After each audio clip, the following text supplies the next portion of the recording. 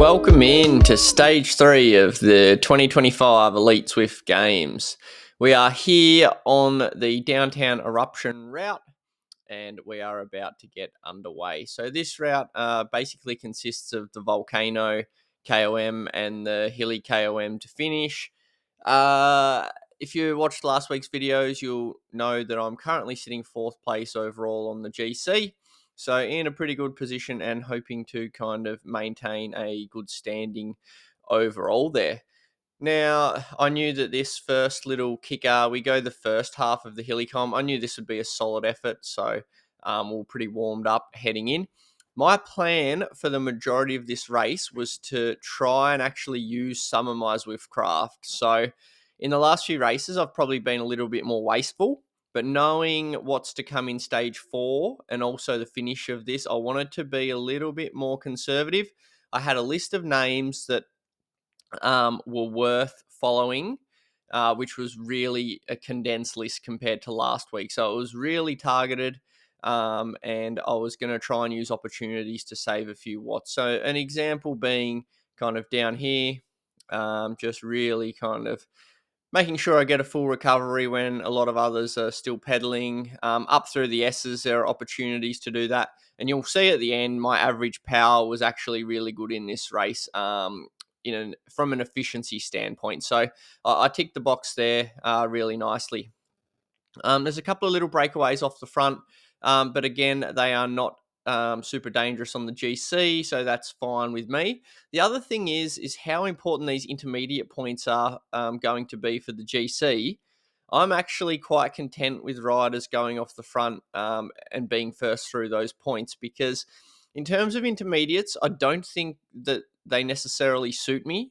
They are, however, a necessity if you want to win the thing. So guys with massive sprints like Fryette, Paradians, they're better sprinters. And then some of the climbers are able to, like Jason, the world champion, and his rider type are able to do those intermediate efforts and then continue. So I'm in a bit of a middle ground where I'm probably not likely to actually win an intermediate without using significant effort.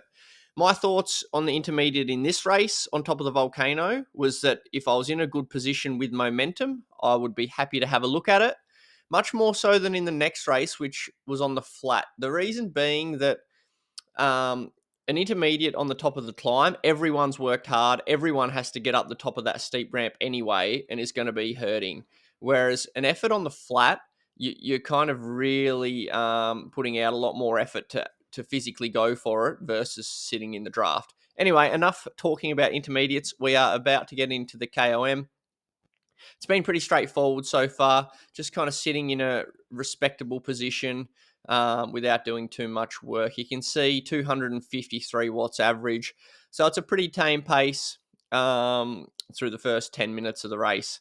Now, seeing some of the numbers these top boys did on my whoosh last week for 5 minutes, Jason was 7.9 watts a kilo, and some of the other top guys were like 7.6.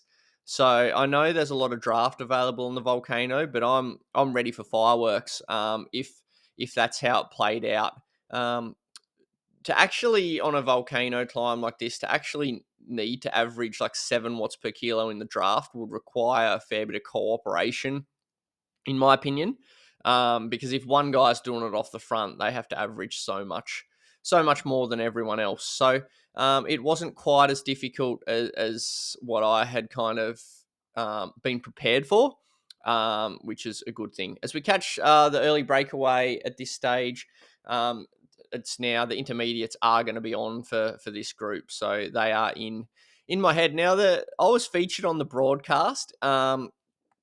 And they kind of chose me as a favorite, which is a bit silly because in no way am I a favorite on this course. Like I'm not as strong over 5 minutes as Osborne and co, and I'm not as good over on this type of finish compared to Neil Fryette, who destroyed us on the epic race finish last year. So like, it was interesting they thought that I was a favorite. I think it's because my numbers on Zwift recently kind of reflect my PB. So when they put the riders to watch list up, I had massive numbers, which looked really dangerous. But in reality, just an all-rounder in this type of field. So they overplayed my desires for this stage massively, I thought, in terms of expecting to win. Like, at this level of race, I'm not really a winner.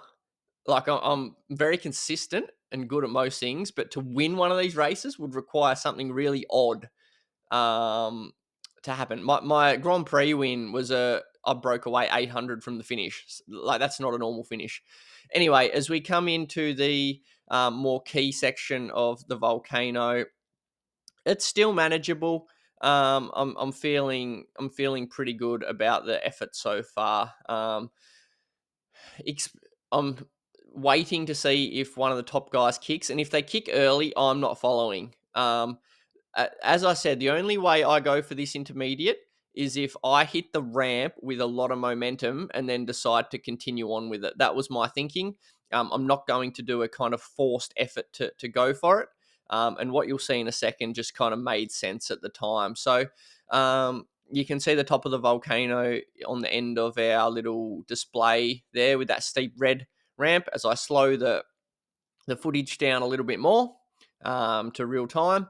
So I'm up into 700 watts here briefly because I see Jason go, but I'm like, no, I can't close that myself. So I just relax and make sure I'm in the draft. As you can see, some of the guys now, like Freddie, chase it. And now Thomas Perrin on the left there is going as well. So I lift just to be a part of it.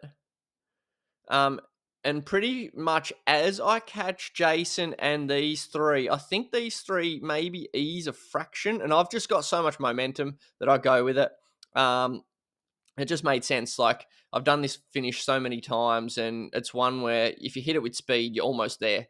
So really trying to get over Freddie there, but I can't. I get third. 3 points to add to the list. Obviously, it would have been nice to get 5 or 10.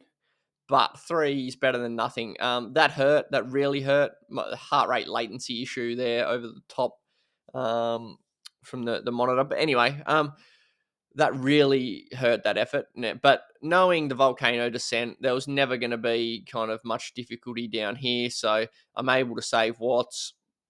I can see a lot of guys kind of continuing to ride a bit, but I'm just sitting at the back with Thomas Sorensen cruising, trying to get as much recovery as I can. Now, that effort hurt, but I know it did for everyone, and we've got plenty of time to recover before the finale. And, you know, mentally, I'm locked in, ready to do like almost like a 80-second time trial. I saw Neil Freyette do 2 training races on this course this week, and he's the kind of guy that's happy to launch from the base because he's just so good over that effort. So I was almost expecting that to happen compared to your normal finish, which is a bit more like easier until the corner and then all in. Now, coming down through the volcano, after the volcano was quite dangerous. Obviously, some riders would like to get away in a breakaway, and that did happen. What I found was the motivation for certain riders to chase breaks is less and less the more people that are out of GC contention. So last week, everyone was chasing this kind of stuff.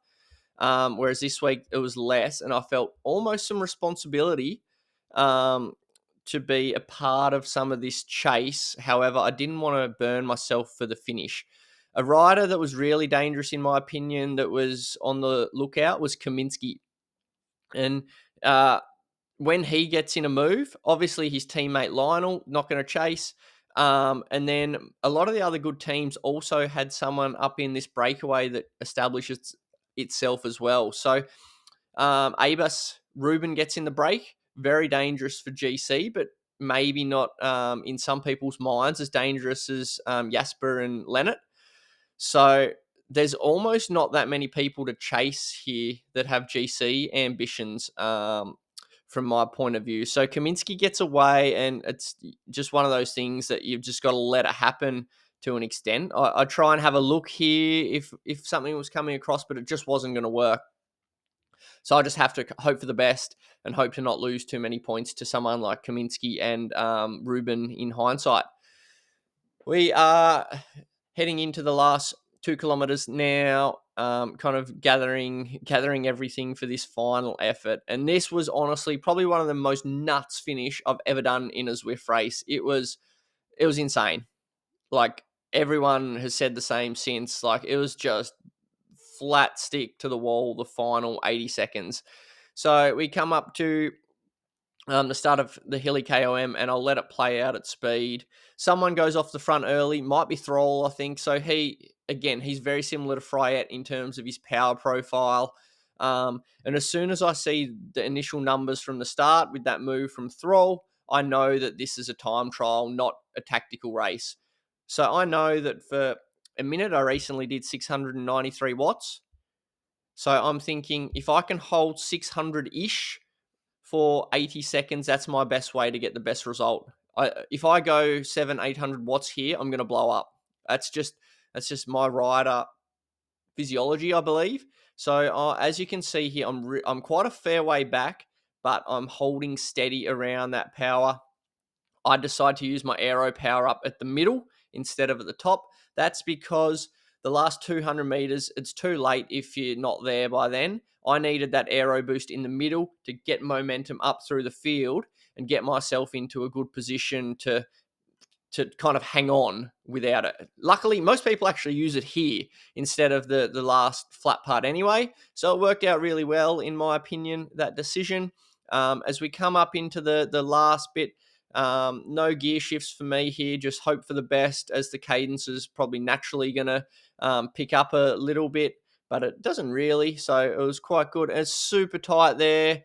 Power and Osborne just get me on the line for 9th place. So first two from the breakaway, hats off, brilliant ride. And then I was 7th from the bunch in the finish there. So really happy with that. I think it was about 600 watts for 80 seconds, which again, like that's my limit. Really good. You can see there 4.7 watts per kilo for the race. So I was efficient. Moves me up to, or keeps me in a good spot on the GC overall, which I'll put up here. It's really tight. Everyone's kind of still in the hunt for it, with some tough stages to come. Given the way that played out, like, honestly, I don't think there's much more I could do. So I'm happy with that. Yeah, like some of these guys, 1 minute power is superior to mine. So that's a really good result. We take it on to the next one, and I'll look forward to seeing you then. Cheers.